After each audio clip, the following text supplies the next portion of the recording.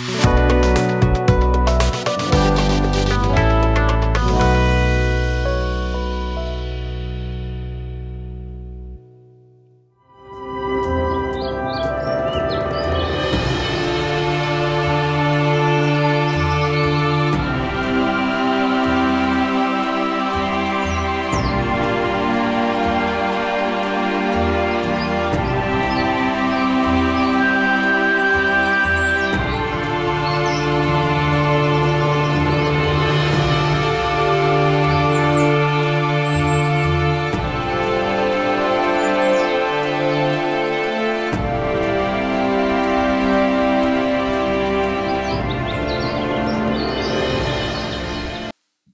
जीशु ख्रीष्ट अति बहुमूल्य नाम संपर्क इंडिया द्वारा प्रस्तुत कार्यक्रम नुआ सकाल आशार आज अध्याय मुझे स्वागत जनाए। प्रभु आपण मान प्रत्येक को बाहुल्य रूपे आशीर्वाद करूँ। आपण मान को धन्यवाद जनाए जे आपण नियमित आम कार्यक्रम देखुंत आपण प्रियजन बंधुवर्ग मान जड़ित करातु जे से कार्यक्रम देखिपारे। आपण समय बहुत सीमित समय करुचु आपण कर्म व्यस्तता मध्य कार्यक्रम को देखिपारे। अनेक व्यस्त बहुल जीवन रोचती, अनेक ऑफिस से काम करती, स्कूल कॉलेज को जाती, अनेक कार्य व्यस्त थिबा समय ये छोट संवादटी आम समय प्रस्तुत करुचु। अनेकंकर रिक्वेस्ट आसुची टिके समय बढ़ाइबा पाए, टिके अधिक समय कहिबा पाए, किंतु आमे चिंता करी कि समयटा अल्प ही रखिछु जेपरि आपनकर व्यस्तता मध्य सुधा जेपरि आपण नियमित देखि पारिबे। प्रभु आपण मान आशीर्वाद करंतु। आम प्रार्थना करुवे आम भी आपण मान प्रार्थना करुचु। आज जो प्रसंग रे आम प्रभु का वाक्य आलोचना करबा, आलोच्य प्रसंग होछि समादर को आदर करो। समादर को आदर करो। प्रिय भाई भणी माने आम देखुचु जो समय बसवास करछु केही कहारी को रेस्पेक्ट दउ नाहंती। कोन कहउचंती गिव रेस्पेक्ट टेक रेस्पेक्ट, सत्य सरला काम। केही मते समादर करू नाहंती, मु ताको समादर करूनी। किंतु बाइबल हमको परामर्श दे जे माने आपण को समादर करंती भी नहीं, आपण सेमान को भी समादर करंतु, आपण सेमान को भी प्रेम करंतु, सेमान को भी जत्न नियंतु। तेणु प्रसंग होचे समादर को आदर करो। समादर को आपण प्राधान्य देबा आरंभ करंतु। एक पद पढ़िबा रोमियो तार 12 पर्व 10 पद। भातृ प्रेम रे परस्पर प्रति स्नेहशील हो, समादर रे परस्पर को श्रेष्ठ ज्ञान करो। कौन लिखा है? भातृ प्रेम रे माने भाई भौणी को प्रेम करिबारे परस्पर प्रति स्नेहशील हो। स्नेह सहित आपण प्रेम करंतु। गोटे एफेक्शनेटली आमे प्रेम करबा दरकार। माने प्रेम को आमे प्राधान्य देबा आ परस्पर को समादर रे श्रेष्ठ ज्ञान करबा। समादर करबा समय रे आपण अन्य को श्रेष्ठ ज्ञान करबा दरकार। माने आपण से आपण को जतकी रेस्पेक्ट देबे ताठर अधिक रेस्पेक्ट आपण देबा दरकार। आमे देखुचे दिन मान करे बापा मां को प्रति आदर सम्मान नाही, गोटे बोझ भली आसी गलानी।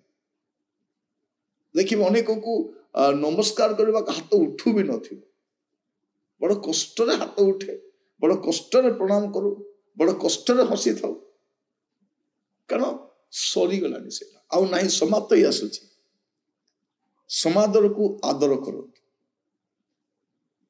प्रिय भाई भौणी माने मु आपण मान को कहिबा पई चाहे, आपण अन्य मान को आदर करंती, अन्य मान को सम्मान करंती कि, आपण को सासु को सम्मान करंती कि, आपण को बहु प्रति आपण को प्रेम अछि कि, आपण ससुर को, आपण को परिवार वयोज्येष्ठ मान को, आपण को मंडल सभ्य मान को समादर करंती कि। आमे समादर करि न थाउ, कारण समान को पछरे आमे गुडे कथा कहि थाउ, समान को विरोध में गुडे बचसा करि थाउ, समान को समालोचना करि थाउ, तर्जमा करि थाउ। आज प्रसंग होचे समादर को आदर करो। आसु पुणी थरे हमर परिवार को आमे पुनर्गठन करू, वयोज्येष्ठ मान को आदर करू, कारण समान आज अछंती काली के नथिबे। अनेक लोक समान को सासु ससुर को एबे कांथर फोटो रे देखुछन, एबे गुण बोलुछंती। मो ससुर भल थिले, मो जा भल थिले, मो भाई भल थिले, से भल थिले, बंचिला बेल तो भल बोली कहले नहीं, बंचिथिबा समय किछि भी कहले नहीं। मु देखिछि अनेक को समाधि स्थल रे जाय कि तेमानकर घुरी घुरी घुरी घुरी प्रशंसा करूथिबे, ए बंचिला बेल टिके पदे कहू नांती, ओडे मेसेज करू नांती। ତାଙ୍କ ପାଇଁ ଗୋଟେ ଲେଖା ଲେଖୁନାହାନ୍ତି।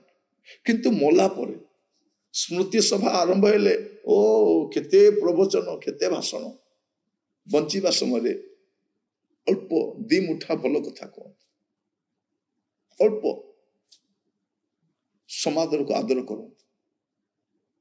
ପ୍ରିୟ ଭାଇ ଭଉଣୀ ମାନେ, ଆମେ ସଦାବେଳେ ରହିବା ନାହିଁ, ଆମର ଲୋକମାନେ ବି ସବୁବେଳେ ରହିବେ ନାହିଁ। ଆଜି ସେମାନେ ରହିଛନ୍ତି, ଆସନ୍ତାକାଲି ନଥିବେ। ସେମାନେ ନଥିବା ସମୟରେ ଆମେ ସେମାନଙ୍କ କେତେ ପ୍ରଶଂସା କରି ଲାଭ ନାହିଁ। ବଞ୍ଚିଥିବା ସମୟରେ 2 ପଦ ମିଠା କଥା କୁହନ୍ତୁ, ଆଦର କରନ୍ତୁ। ଲେଖାଯାଉଛି ସମାଦରରେ ପରସ୍ପରକୁ ଶ୍ରେଷ୍ଠ ଜ୍ଞାନ। ସମାଦର ବି ଏ ପ୍ରକାର କରିବା ଦରକାର। ଆଜି ପ୍ରଭୁ ଆମ ସହିତ କଥା ହଉଛନ୍ତି। ଅନେକଙ୍କୁ ଆପଣ ଉପହାସ କରିଛନ୍ତି, ତିରସ୍କାର କରିଛନ୍ତି, ଅବମାନନା କରିଛନ୍ତି, ଆପଣ ଜାଣିଛନ୍ତି। କିନ୍ତୁ ଆଜି ସୁଯୋଗ ଅଛି, ଆପଣ କଣ କରିପାରିବେ? ପୁଣି ଥରେ ସେମାନଙ୍କୁ ଆପ୍ରିସିଏଟ୍ କରିବାକୁ ଆରମ୍ଭ କରନ୍ତୁ। ଜଣେ ଲୋକ କେମିତି ବଢନ୍ତି? ଆପ୍ରିସିଏସନରେ ବଢନ୍ତି। ଅନ୍ୟକୁ ସମ୍ମାନ ଦେବା। ସମ୍ମାନ ଦେଲେ ଆମର କୌଣସି କ୍ଷତି ହୁଏନି, ଆମକୁ କିଛି ହରାଇବାକୁ ପଡେ ନାହିଁ। ଆମେ ସମ୍ମାନ ଦେଲେ ଆମେ ସମ୍ମାନ ପାଇଥାଉ। ପ୍ରଭୁ ଆଜି ଆମମାନଙ୍କୁ ବୁଝିବା ପାଇଁ ସାହାଯ୍ୟ କରନ୍ତୁ, ଯେପରି ଆମେ ସମାଦରକୁ ଆଦର କରିବୁ। ପ୍ରଭୁ ଆପଣମାନଙ୍କୁ ପ୍ରତ୍ୟେକଙ୍କୁ ବାହୁଲ୍ୟ ରୂପେ ଆଶୀର୍ବାଦ କରନ୍ତୁ। ପ୍ରାର୍ଥନା କରିବୁ। ଅନୁଗ୍ରହକାରୀ ପିତା ପରମେଶ୍ୱର, এই ଦିନ ମାନଙ୍କରେ ପ୍ରଭୁ ଆମମାନଙ୍କ ପରିବାରରେ, ଆମମାନଙ୍କ ମଣ୍ଡଳୀରେ, ଆମର ସମ୍ପ୍ରଦାୟ ମଧ୍ୟରେ, ଆମ ଦେଶ ମଧ୍ୟରେ ପ୍ରଭୁ ଅନ୍ୟକୁ ସମାଦର କରିବା ପ୍ରଭୁ ପ୍ରାୟତଃ କମିଗଲାଣି। ଆମର ଫାଇଦା ଥିଲେ, ଆମର ଆବଶ୍ୟକ ଥିଲେ, ତାଙ୍କଠାରୁ କିଛି ପାଇବାର ଥିଲେ ପ୍ରଭୁ ଆମେ ଆଦର କରୁଛୁ, ସମ୍ମାନ କରୁଛୁ, ମର୍ଯ୍ୟାଦା ଦଉଛୁ। କିନ୍ତୁ ଯଦି କିଛି ମିଳିବାର ନାହିଁ ପ୍ରଭୁ, ଆମେ ଆଦର ବି କରିପାରୁନୁ, ଆମେ ସମାଦର ବି କରିପାରୁନୁ। ପ୍ରଭୁ ଆପଣ ଦୟାକରି ଆମମାନଙ୍କୁ ସାହାଯ୍ୟ କରନ୍ତୁ, ଅନୁଗ୍ରହ କରନ୍ତୁ। ପ୍ରଭୁ ଯେପରି ଆମେ ପ୍ରତ୍ୟେକ ପ୍ରଭୁ ପରସ୍ପରକୁ ସମାଦରରେ ଶ୍ରେଷ୍ଠ ଜ୍ଞାନ କରିପାରିବୁ, ଅନୁଗ୍ରହ କରନ୍ତୁ। ପ୍ରଭୁ ଆପଣ ଚାହାନ୍ତି ଆମେ ଅନ୍ୟମାନଙ୍କୁ ସମାଦର କରିବୁ, ପିତାମାତାଙ୍କୁ ସମାଦର କରିବୁ, ବୟୋଜ୍ୟେଷ୍ଠ ମାନଙ୍କୁ ସମାଦର କରିବୁ। ପ୍ରଭୁ ତା ଆମେ କରିପାରୁନାହୁଁ। ପ୍ରଭୁ ଆମେ କ୍ଷମା ଚାହୁଁଛୁ। ଆଗାମୀ ସମୟରେ ଅନ୍ୟମାନଙ୍କ ଯତ୍ନ ତତ୍ତ୍ୱ ନେବା ପାଇଁ, ସେମାନଙ୍କ ପ୍ରତି ସଦୟ ହେବା ପାଇଁ, ସେମାନଙ୍କୁ ପ୍ରେମ ଅନୁକମ୍ପା ଦେଖେଇବା ପାଇଁ ଆମମାନଙ୍କୁ ସାହାଯ୍ୟ କରନ୍ତୁ। ଆଦର ମହିମା ଗୌରବ ଆପଣଙ୍କର ହଉ। ପ୍ରାର୍ଥନା ମୋର ପ୍ରାଣର ପ୍ରିୟ ଯୀଶୁଙ୍କ ନାମରେ ମାଗିଲି, ଆମେନ୍। ପ୍ରଭୁ ଆପଣମାନଙ୍କୁ ପ୍ରତ୍ୟେକଙ୍କୁ ବାହୁଲ୍ୟ ରୂପେ ଆଶୀର୍ବାଦ କରନ୍ତୁ। ପ୍ରଭୁ ଅନୁଗ୍ରହ କଲେ ଆସନ୍ତାକାଲି ନୂଆ ଅଧ୍ୟାୟରେ ଜଡ଼ିତ ହେବା। ବିଦାୟ ଦିଅନ୍ତୁ। ନମସ୍କାର।